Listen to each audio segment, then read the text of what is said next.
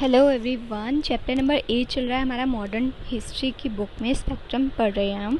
ये part number हमारा 10 है, नेशनल मूवमेंट 1905 टू 1918। ठीक है, तो आज हम बात करेंगे होम रूल लीग मूवमेंट की। तो स्टार्ट करते हैं। हाँ जी, तो यहाँ पे हम ये सारे पॉइंटर्स को आज देखने वाले हैं। ठीक है, तो फैक्टर्स मूवमेंट के, ये जो होम रूल लीग मूवमेंट है, इसके फैक्टर्स जानने से पहले मैं थोड़ा सा आपको बता देती हूँ कि ये जो होम रूल मूवमेंट था ये इंडिया का रिस्पॉन्स था, क्योंकि उस टाइम पे जो फर्स्ट वर्ल्ड वॉर चल रहा था ना, एंड जो ब्रिटिशर्स थे वो चाहते थे कि इंडियंस जो हैं वो उनको सपोर्ट करें, लेकिन नेशनलिज्म की भावना इंडियंस के अंदर जागती है और ये वाला जो होम रूल लीग मूवमेंट है वो स्टार्ट किया जाता है तिलक एंड एनी बेसेंट के द्वारा। ठीक है, और जो इंडियन होम रूल लीग ये जो ऑर्गेनाइज किया गया था ये सेम लाइन पे था जो कि इरिश होम रूल लीग जो बना था। तो इंडियन होम रूल लीग जो है इसी बेसिस पे बनाया गया था। ठीक है, और ये रिप्रेजेंट करते थे emergence of the new trend of the aggressive politics. ठीक है, तो अग्रेसिव पॉलिटिक्स को भी ये रिप्रेजेंट करता था। एंड मैंने आपको पहले ही बताया कि तिलक ने, ठीक है, और बेसेंट ने जो है इसको स्टार्ट किया डिफरेंट एरियाज़ के अंदर। वो अभी हम आगे चल के पढ़ते हैं। तो फैक्टर्स जो हैं वो अब देख लेते हैं फर्स्ट पॉइंट में क्या क्या रहे इस मूवमेंट की लीडिंग पोजीशन के लिए। तो 6 फैक्टर्स हैं वो देख लेते हैं। तो पहला तो ये है कि जो नेशनलिस्ट थे वो पॉपुलर प्रेशर जो है वो डाल रहे थे, and this was to require to attain the concessions from the government. दूसरा पॉइंट आपके पास आता है कि जो मॉडरेट्स थे, ठीक है, वो डिस इल्यूजन थे with the Morley Minto reform, क्योंकि मॉर्ले मिंटो रिफॉर्म जो लाए गए थे तो मॉडरेट्स ये सोचते थे कि ये हमारे भले के लिए लाए गए, बल्कि इसमें उन्होंने मॉर्ले मिंटो रिफॉर्म जो कि 1909 में आए थे, तो ये तो बल्कि उन्होंने सेपरेट इलेक्टोरेट्स देके बिल्कुल ही इंडिया को डिवाइड करने का काम कर दिया था। तो ये वो इस भूल में थे, ठीक है, मॉडरेट्स की, ये हमारे भले के लिए लाए गए हैं। तो उस लिए भी होम रूल लीग का स्टार्ट होना बहुत ज़्यादा ज़रूरी था, ताकि नेशनलिज्म की भावना को और भी ज़्यादा बढ़ाया जा सके, ब्रिटिशर्स को यहाँ से निकाला जाए। तीसरा पॉइंट आपके पास आता है कि जो लोगों के अंदर फीलिंग थी, ठीक है, किस चीज़ की फीलिंग, कि क्योंकि उस टाइम पे वर्ल्ड वॉर फर्स्ट चल रहा था और काफ़ी मिजरी भरा टाइम था, तो उस समय जो ब्रिटिशर्स ने ना हाई टैक्स लगा दिया था और प्राइसेस जितने भी मतलब सामान वगैरह मिलता था उनके प्राइसेस जो है वो इंक्रीज़ कर दिए थे। इस वजह से भी लोग जो है वो काफ़ी ज़्यादा नाराज़ थे और उन्होंने एजिटेट करना स्टार्ट कर दिया। फोर्थ पॉइंट हमारे पास आता है कि जो वॉर के अंदर ये एक तरह से ना ब्रिटिशर्स को एक मिथ था कि जो वाइट है ना वो सुपीरियर है। ठीक है, तो उस चीज़ को तोड़ने के लिए भी ये होम रूल लीग का आना बहुत ज़्यादा ज़रूरी था। ठीक है, क्योंकि वो सोचते थे कि वाइट सुप्रियोरिटी जो है वो सबसे ज़्यादा सही है, एंड बाकी जो इंडियंस हैं वो अपना ये गवर्नमेंट वगैरह नहीं बना सकते। एंड फिफ्थ पॉइंट हमारे पास आता है कि जो तिलक थे वो रेडी थे इस लीडरशिप को लेने के लिए जैसे ही वो 1914 में रिलीज़ होते हैं, क्योंकि मैंने आपको बताया था कि इनको 6 ईयर्स की जो है इम्प्रिजनमेंट दी थी, और जैसे ये वहाँ से निकल के रिलीज़ होके आते हैं तभी वो होम रूल लीग स्टार्ट कर देते हैं। ठीक है, उसके बाद क्या होता है कि he wanted like the Irish home rulers कि एक रिफॉर्म लाया जाए एडमिनिस्ट्रेशन के अंदर, एंड ये जो ब्रिटिश गवर्नमेंट है इसको ओवरथ्रो कर दिया जाए, और किसी भी तरीके से एक्ट ऑफ वायलेंस का भी अगर इस्तेमाल करना पड़े तो वो करेंगे। And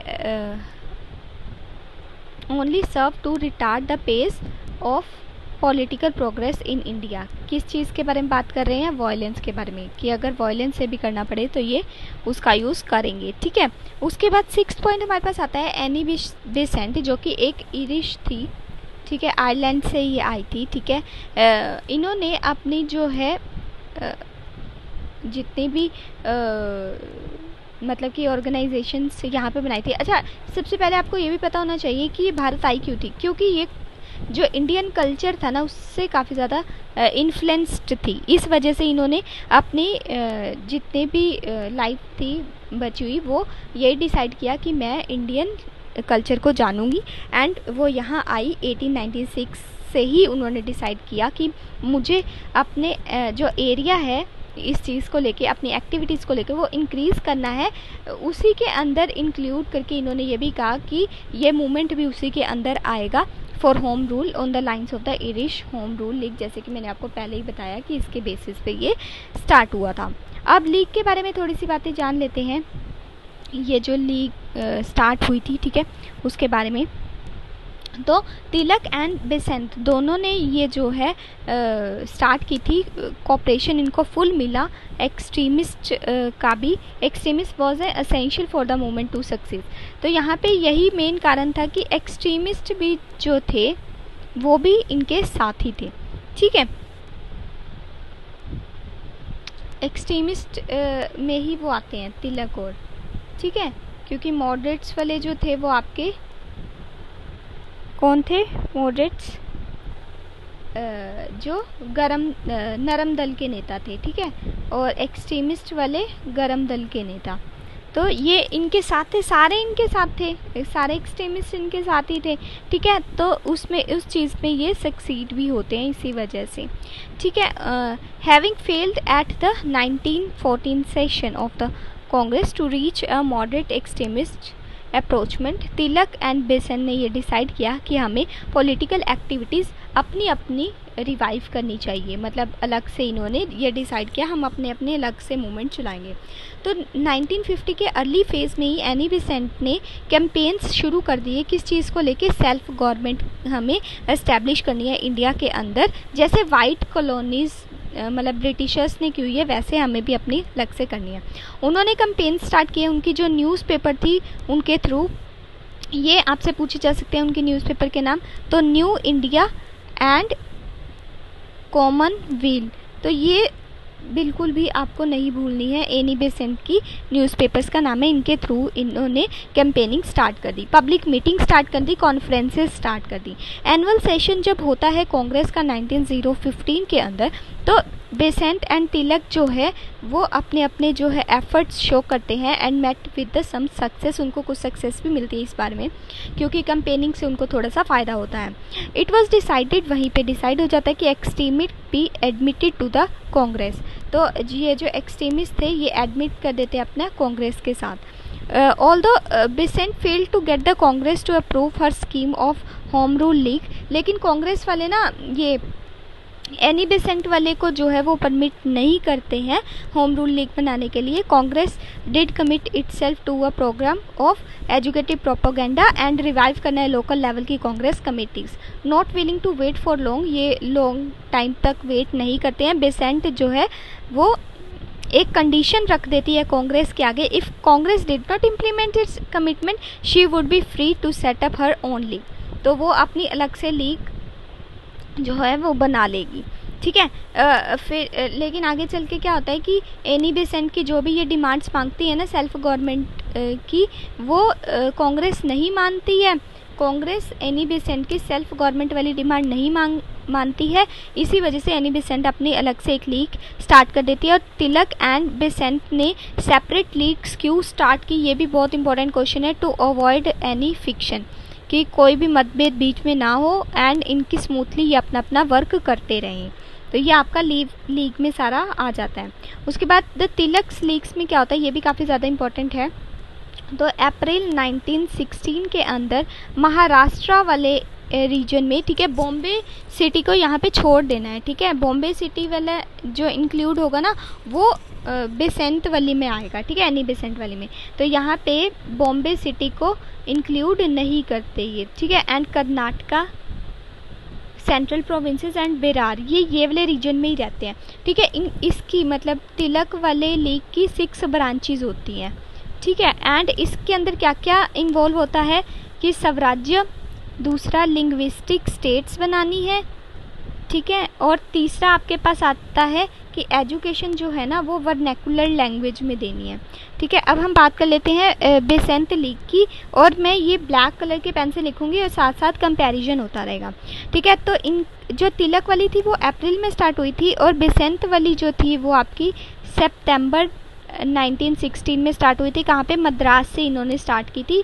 and rest of India, मतलब उन्होंने तो देखो महाराष्ट्र एंड कर्नाटका इन्वॉल्व किया था, इन्होंने रेस्ट ऑफ इंडिया और साथ ही साथ में यहाँ पे बॉम्बे भी इंक्लूड किया था, क्योंकि बॉम्बे तिलक वाले में इंक्लूड नहीं था। और इसकी जो थी ना बेसेंट वाले की 200 ब्रांचेस थी। आप देख रहे हैं यहाँ पे सिर्फ 6 ब्रांचेस थी इनकी तिलक की, लेकिन बेसेंट वाले की 200 ब्रांचेस थी।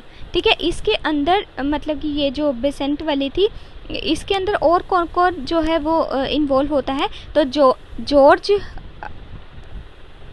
जॉर्ज अरुंडले ये सेक्रेटरी होते हैं, और साथ ही साथ में BW वादिया इनका भी नाम आता है, ये भी नहीं भूलना है। अगर एनी बेसेंट वाली लीग में आपको इनके नाम भी याद रखने हैं। एंड तीसरा नाम आता है आपके पास CP रामास्वामी अय्यर। तो यहाँ पे ये 3 नाम विद एनी बेसेंट आपको याद रखने हैं। तो जो होम रूल एजिटेशंस होते हैं उनको बाद में ज्वाइन कर लिया जाता है बाय द, ये नेम्स भी काफ़ी इंपॉर्टेंट है, मैं यहाँ पे लिख लेती हूँ। ठीक है, यहाँ पे तो यहाँ पे मोतीलाल नेहरू, जवाहरलाल नेहरू, बुल्ला भाई देसाई, चित्तरंजन दास, मदन मोहन मालवीय, मोहम्मद अली जिन्ना, तेज प्रताप सप्रू, लाला लाजपत राय।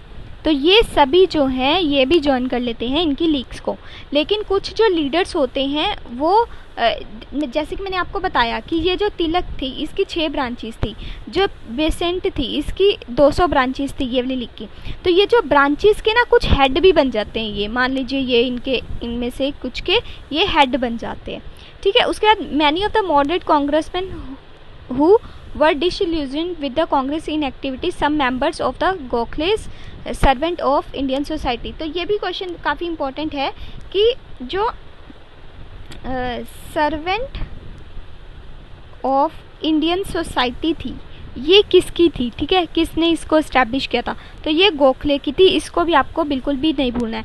तो कुछ ने इसको ज्वाइन कर रखा था। ठीक है, ऑल्सो ज्वाइन द एजुटेशन भी साथ साथ वो करते रहते। तो Anglo Indians, most of the Muslims, non Brahmins जो साउथ के थे उन्होंने वो ज्वाइन नहीं करते हैं ये, as they felt home rule जो है वो सिर्फ हिंदू मेजॉरिटी लोगों के लिए है और हाई कास्ट के लिए है। ठीक है, कुछ लोगों में ये पूछा जा सकता है कि किन किन लोगों ने ये जो होम रूल मूवमेंट ये ज्वाइन नहीं किया था। तो एंग्लो इंडियंस थे, कुछ मुस्लिम्स थे और कुछ जो आपके नॉन ब्राह्मण्स थे, इन्होंने ज्वाइन नहीं किया था क्योंकि ये सोचते थे क्योंकि ये हिंदू मेजॉरिटी वाले लोग ही इन्होंने बनाई है और वही इनको ज्वाइन करेंगे एंड हाई कास्ट के लोग इनको ज्वाइन करेंगे। तो आई थिंक ये आपको सारा कुछ समझ में आ गया हो तिलक लीग का एंड एनी बेसेंट लीग के बारे में। ठीक है, अभी आगे चलते हैं, हम होम रूल लीग प्रोग्राम के बारे में देखते हैं।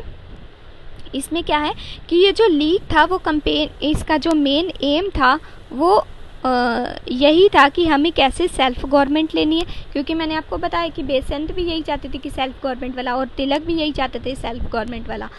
जब तिलक की बेसेंट की बात नहीं मानी गई तो उन्होंने अपनी लीग अलग से इस्टेब्लिश कर दी। तो उसके बाद इन्होंने ना काफ़ी ज़्यादा वाइडर ये चीज़ ले गए लीग वगैरह के। इससे क्या हुआ, पॉलिटिकली बैकवर्डनेस जो थी ना वो चीज़ ख़त्म हो गई एंड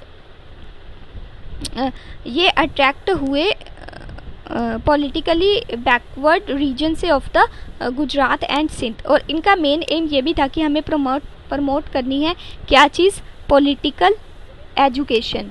और ये कैसे होगी, पब्लिक मीटिंग से होगी, ऑर्गेनाइजिंग लाइब्रेरीज, रीडिंग रूम्स बनाए गए जहाँ काफ़ी सारी बुक्स जो है वो नेशनल पॉलिटिक्स से रिलेटेड जो है वो रखी गई। उसके बाद होल्डिंग कॉन्फ्रेंसेस की जाती थी, organising classes for the students on politics. उसके बाद प्रोपोगेंडा न्यूज़पेपर के थ्रू चलाए गए, जैसे कि मैंने आपको बताया एनी बेसेंट के जो न्यूज़पेपर के नाम आपको बिल्कुल भी नहीं भूलने हैं। एक तो था आपके पास कॉमन व्हील और दूसरा न्यू इंडिया ठीक है। उसके बाद पैम्पलेट्स के थ्रू, न्यूज़पेपर के through, place, post card, posters, religious songs, funds भी ये कलेक्ट किया करते थे।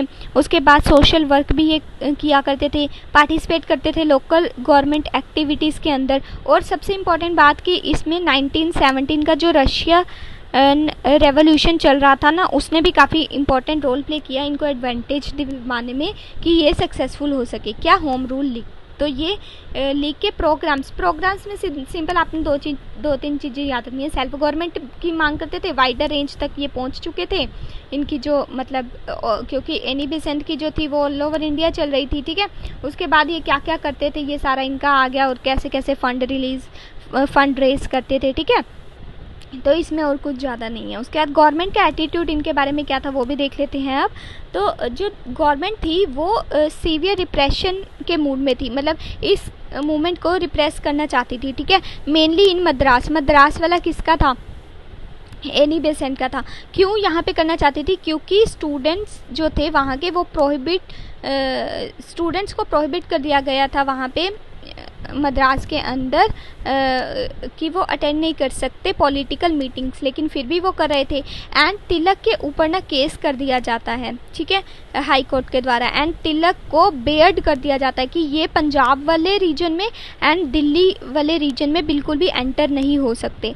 एंड जून 1917 में एनी बेसेंट के 2 एसोसिएट, मैंने आपको बताया था कि जब एनी बेसेंट के होम रूल लीग की बात आती है तो आपको 3 नाम याद रखने हैं, जॉर्ज अरुंदले, BW वादिया और CP रामास्वामी अय्यर। तो यहाँ पे ये जो जॉर्ज अंदले थे एंड BP वादिया थे, इनको भी अरेस्ट कर लिया जाता है, ठीक है, 1917 जून के अंदर, ठीक है। अब नेशन वाइड अब ये तो इनको भी अरेस्ट, मतलब इनके ऊपर केस चल जाता है, और इनके ये जो एनी बेसेंट वाले होम रूल लीग के एसोसिएट थे इनको अरेस्ट कर लिया जाता है। तो यहाँ पे रिवोल्ट प्रोटेस्ट वगैरह ये स्टार्ट हो जाते हैं नेशन वाइड, ठीक है। उसके बाद सर सुब्रमण्यम अय्यर जो है इसी चीज़ के लिए जो है वो अपना नाइटहुड का टाइटल जो है वो वापस कर देते हैं। एंड तिलक स्टार्ट कर देते हैं, एडवोकेट कर देते हैं एक प्रोग्राम को ऑफ पैसिव रेजिस्टेंस, ठीक है। तो यहाँ पे आपसे ये पूछा जा सकता, आपको याद होगा कि जो रविंद्रनाथ टैगोर थे वो अभी ये आगे आएगा, ठीक है, क्योंकि अभी तो हम 1916 ये वाला पीरियड पढ़ रहे हैं। तो आपको ये वैसे पता होगा कि रविंद्रनाथ टैगोर ने भी अपना जो नाइटहुड का टाइटल था वो वापस कर दिया था ब्रिटिशर्स को जो उनको मिला था। ये क्यों किया था? क्योंकि जलियांवाला बाग मैसेकर के कारण। और यहाँ पे जो, लेकिन इससे पहले भी आपसे ये पूछा जा सकता है कि किसने नाइटहुड का टाइटल जो वापस किया था। तो यहाँ पे सुब्रमण्यम अय्यर जी ने किया था। तो ये किसके लिए किया था? ये होम रूल लीग के में जो चीज़ें, जो आदमियों को, लीडर्स को अरेस्ट कर लिया जाता है उनके कारण, ठीक है। उसके बाद मोंटेग्यू एक स्टेटमेंट देते हैं, कमेंट करते हैं कि Shiva cut his wife into 52 pieces only to discover that he had 52 wives. लेकिन this is what happen to the government of India when it interns Mrs. Besant and government released Besant in September 1917। अभी जून में इनको arrest किया था ना, तो सितंबर में इनको रिलीज भी कर देते हैं। अब हम बात कर लेते हैं why the agitation faded out by 1919। यहाँ पे ये इसमें फर्स्ट पॉइंट में आपके पास आता है क्योंकि इनकी जो ऑर्गेनाइजेशन थी ना वो इतनी इफेक्टिव नहीं थी, तो लैक ऑफ इफेक्टिव ऑर्गेनाइजेशन होने के कारण ये फेड आउट हो गई 1919 में। दूसरा पॉइंट आता है आपके पास कम्युनल राइट्स जो है वो स्टार्ट हो गए थे 1917-18 के अराउंड। थर्ड पॉइंट आपके पास आता है जो मॉडरेट्स थे who join the Congress after arrest were pacified by the talks of reform, जब वो बेसेंट जो है रिलीज होगी। क्योंकि मैंने आपको बताया ना कि कांग्रेस जो थी वो एनी बेसेंट की जो डिमांड थी वो पूरा नहीं कर रही थी, लेकिन बाद में जब वो रिलीज होके आती हैं अरेस्ट के बाद तो वो पैसिफाई कर लेते हैं बातें, ठीक है। इसलिए एजिटेशन का कोई मतलब ही नहीं जब दोनों में बातचीत सॉल्व ही हो गई तो। एंड फोर्थ पॉइंट आता है कि जो पैसिव रेजिस्टेंस की टॉक थी बाय द एक्सट्रीमिस्ट वो मॉडरेट्स के सामने जब रखी जाती है तो ये कब रखी जाती है? सितंबर 1918 ऑनवर्ड्स। तो ये स्टार्ट भी हो जाता है वो पैसिव रेजिस्टेंस वाला पोर्शन, ठीक है। एक मिनट।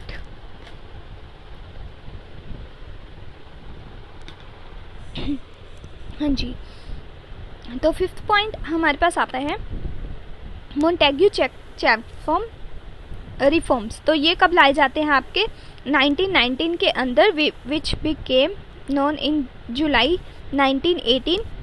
मतलब 1919 के अंदर तो उनको इम्प्लीमेंट किया जाता है, लेकिन जुलाई 1918 के अंदर इनको मतलब डिक्लेयर कर दिया जाता है, ठीक है, जो कि डिवाइड कर देते हैं नेशनलिस्ट रैंक्स को।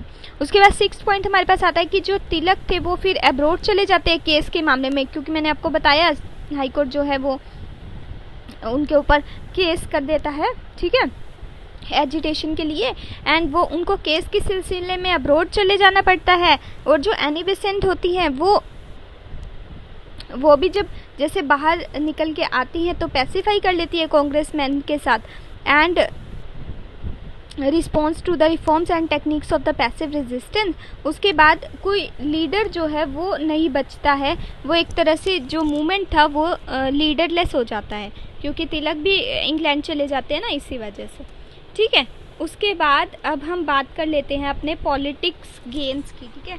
तो पॉलिटिक्स गेन्स क्या होते हैं इस मूवमेंट के कारण?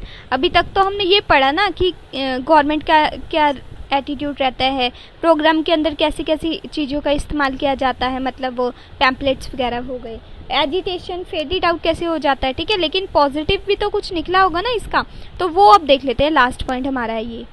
इसमें आपके पास जो मूवमेंट था वो शिफ्ट हो जाता है एजुकेटेड इलाइट से।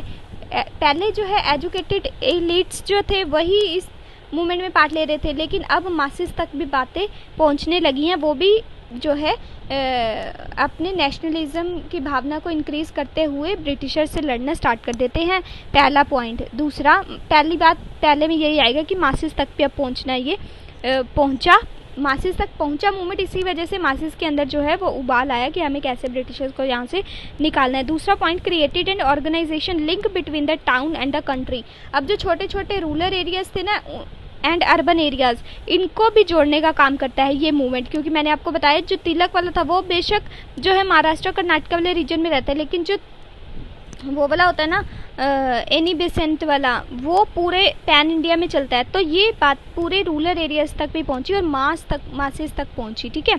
उसके बाद थर्ड पॉइंट आपके पास आता है कि ये जनरेट करता है नेशनलिज्म की भावना, जैसे कि मैंने आपको पहले ही बताया। एंड फोर्थ पॉइंट आपके पास आता है ये प्रिपेयर करता है mass for the politics of Gandhian style, ठीक है। एंड फिफ्थ पॉइंट आपके पास आता है कि जो अगस्त 1917 डिक्लेरेशन होती है मोंटेग्यू की एंड मोंटफोर्ट रिफॉर्म्स की, वो were influenced by the home rule agitation. तो ये अगस्त डिक्लेरेशन ही क्यों निकल के आता है? क्योंकि होम रूल लीग से ये इन्फ्लुएंस्ड थे। सिक्स्थ पॉइंट आपके पास आता है कि जो तिलक एंड बेसेंट के एफर्ट्स थे मॉडरेट्स एंड एक्सट्रीमिस्ट को रीयूनाइट करने के लखनऊ सेशन में, तो ये भी इम्पोर्टेंट है। 1916 के अंदर जो हुआ था, revive the Congress as an effective instrument of the Indian nationalism, क्योंकि पहले जो है वो सूरत स्प्लिट में जो है मॉडरेट्स एंड आपके एक्सट्रीमिस्ट से अलग अलग हो जाते हैं, तो वहाँ से कांग्रेस भी डगमगासी जाती है। तो ये भी माना जाता है कि तिलक ने और एनी बेसेंट ने कांग्रेस को रीयूनाइट करने का भी काम किया लखनऊ 1916 वाले सेशन में। ये पॉइंट काफ़ी ज़्यादा इंपॉर्टेंट है, ठीक है। इसी से ही जो कांग्रेस है वो दोबारा उभर के सामने आती है एंड इंस्ट्रूमेंट भी मानी जाती है ऑफ द इंडियन नेशनलिज्म। उसके बाद सेवंथ पॉइंट हमारे पास आता है, it lent a new dimension and a sense of urgency to the national movement. वही सेंस ऑफ अर्जेंसी तो हो गई, नेशनल मूवमेंट था एक तरह से ये, ठीक है। अभी नेक्स्ट लेक्चर में हम बात करेंगे Lucknow session of Indian National Congress, and then हमारे पास बस यही दो टॉपिक रह गए हैं। मोंटेग्यू स्टेटमेंट जो कि अगस्त 1917 में आई थी, ठीक है। उसके बाद ये हमारा लेक्चर फिनिश हो जाएगा। Thank you.